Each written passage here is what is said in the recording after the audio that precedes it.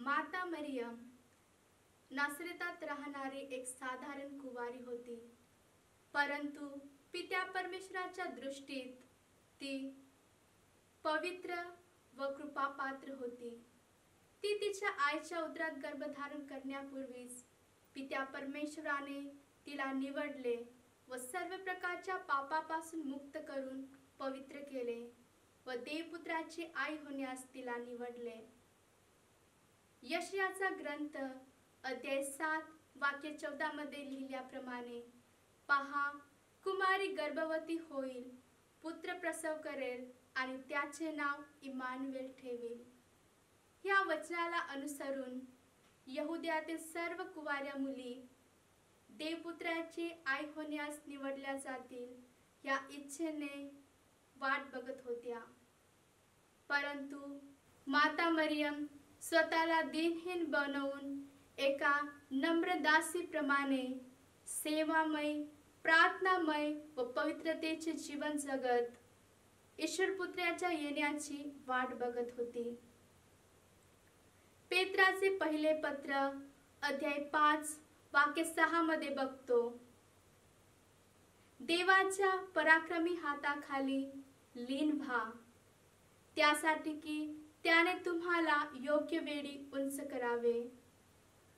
यहुदी वंशात कित्येक कुवारी मुली होत्या, श्रीमंत कुमारिका होत्या, परंतु पिता परमेश्वराने एका सामान्य कुटुंबातील माता मरियेला देवपुत्राची आई होण्यास निवडले.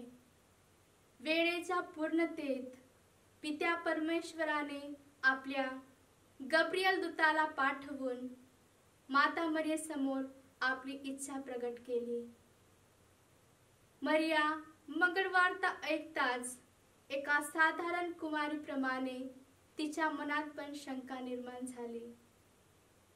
तेव्हा देवदूताने म्हटले, पवित्र आत्मा तुझ्यावर येईल आणि परात्पराचे सामर्थ्य तुझ्यावर छाया करेल. त्या कारणास्तव ज्याचा जन्म होईल त्याला पवित्र देवाचे पुत्र असे म्हणतील. तेव्हा मरिया म्हणाली, पहा, मी प्रभूची दासी आहे, आपण सांगितल्याप्रमाणे मला हवं.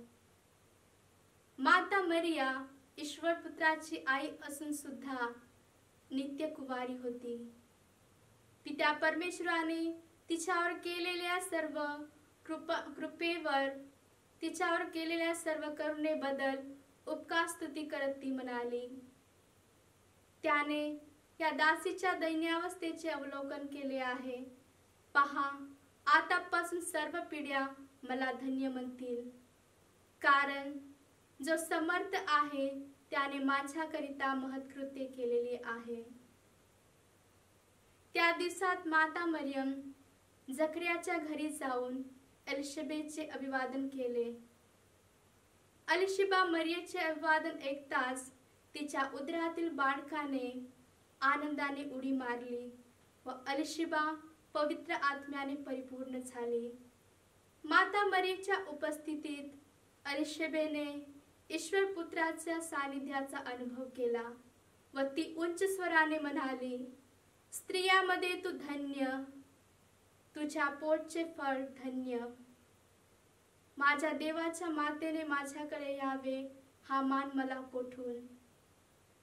माता मरिया देवपुत्राची आई होण्यास सज्ज असून ती स्वतःची चिंता न करता दुसऱ्याच्या मदतीत सर्वदा तत्पर असायची आणि ती आता पण सर्वांच्या मदतीत तत्पर आहे. माता मरियेने माझ्या जीवनात पण मला खूपदा मदत केलेली आहे. त्यातून मला एक अनुभव आठवतो. माझ्या कॉलेजमध्ये माझ्या एका मैत्रिणीचे लग्न होऊन 3-4 वर्ष झाले, परंतु तिला मुलबाळ नव्हती. मी तिला कॉन्व्हेंटमध्ये घेऊन आली व तिच्यासाठी माता मरियेकडे प्रार्थना केली व तिला पण प्रार्थना करायला सांगितली. आम्ही दररोज प्रार्थना करीत राहिलो आणि 1 महिन्यानंतर ती गरोदर राहिली व नंतर तिला एक मुलगा झाला. जेव्हा आपण माता मरियेकडे विश्वासाने, श्रद्धेने, आशेने जातो, तर ती माता आम्हाला कधीच नाकारत नाही, तर एका प्रेमळ आईप्रमाणे, एका दयाळू आईप्रमाणे आपल्या दुःखात, संकटात, अडीअडचणीत मदत करण्यास धाव घेते. मे महिना माता मरिया आणि जपमाळेसाठी विशेष समर्पित महिना आहे. जेव्हा आपण जपमाळ हातात घेतो, गळ्यात परिधान करतो, तेव्हा आपण माता मरियेचे संरक्षण आपल्या जीवनात स्वीकार करतो. पवित्र जपमाळा शैतान शक्तीच्या विरोधात लढण्यासाठी एक शक्तिशाली शस्त्र आहे.